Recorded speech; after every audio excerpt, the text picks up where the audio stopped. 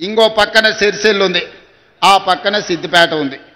ఈ 3 నియోజకవర్గాలల్లో దేవుళ్ళు ఏమైనా పరిపాలిస్తుర్రా? గత 10 ఏళ్ళు ఈ ఉస్నాబాదు అంతకంటే ముందు కూడా టీఆర్ఎస్ వాళ్ళు ఎమ్మెల్యేలు ఉన్నారు కదా, ఆడ మొదలుపెట్టిన రంగనాయక సాగర్ పూర్తవుతుంది, కొండపోచమ్మ పూర్తవుతుంది, మల్లన్న సాగర్ పూర్తవుతుంది. ఆ నియోజకవర్గాలు నిధులు వరదలై పారుతాయి. కానీ ఉస్నాబాద్లో మొదలుపెట్టిన మీ గండిపల్లి రిజర్వాయర్ కానీ గౌరెల్లి రిజర్వాయర్ కానీ ఎందుకు పూర్తి చేయలేదో ఆలోచన చేయండి. కానీ కేసీఆర్కు సెంటిమెంట్ ఉస్నాబాద్. సతీష్ బాబు మావోడే, మా ఇంటి మనిషే, ప్రచారం ఇక్కడి నుంచే మొదలు పెడతా అన్నాడు. అయ్యా, ప్రచారం మొదలు పెట్టడానికి నీకు ఉస్నాబాద్ కావాల్సి వచ్చింది, కానీ నిధులు ఇవ్వనీకి నీకు ఉస్నాబాద్ కాలేదా? ఈ ఆదర్శ గ్రామం అని ఒకటి తీసుకున్నావు, దానికి ఏం చేసినావు అని నేను అడుగుతున్నా. అందుకే ఇవాళ మా మిత్రుడు మా పొన్నం ప్రభాకర్ గారు, నువ్వు గౌరెల్లిని గుండపల్లిని పూర్తి చేయాలన్నారు. ఎన్ని నిధులైనా ఇచ్చి తొందరలోనే మీకు గౌరెల్లి రిజర్వాయర్ పనులన్నిటినీ పూర్తి చేపించే బాధ్యత ఈ ప్రభుత్వం తీసుకుంటుంది, కాంగ్రెస్ పార్టీ తీసుకుంటుంది.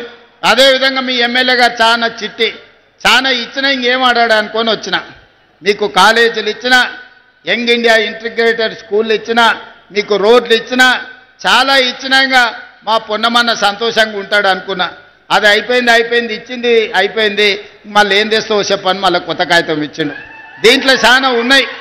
ఉస్నాబాద్కు రింగ్ రోడ్డు కావాలన్నాడు, ఇంకా చాలా రాసిండు. ఇక్కడ అన్నిటినీ ప్రభుత్వ పాఠశాలలకు నిధులు కావాలన్నాడు.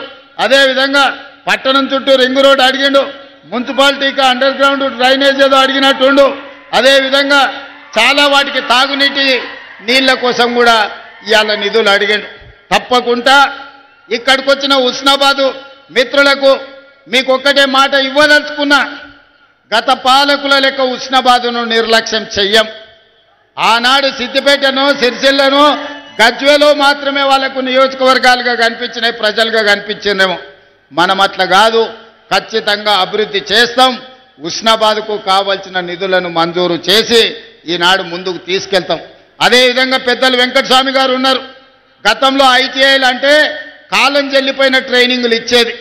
ఆడ డీజిల్ కార్ మెకానిక్ ఇస్తే ఆ డీజిల్ అంబాసిడర్ కారు షెడ్డుకు పోయింది. పిల్లగాడు చదువు నేర్చుకున్నా రిపేర్ చేయనికే కారు లేదు, పోయి ఫామ్ హౌస్లో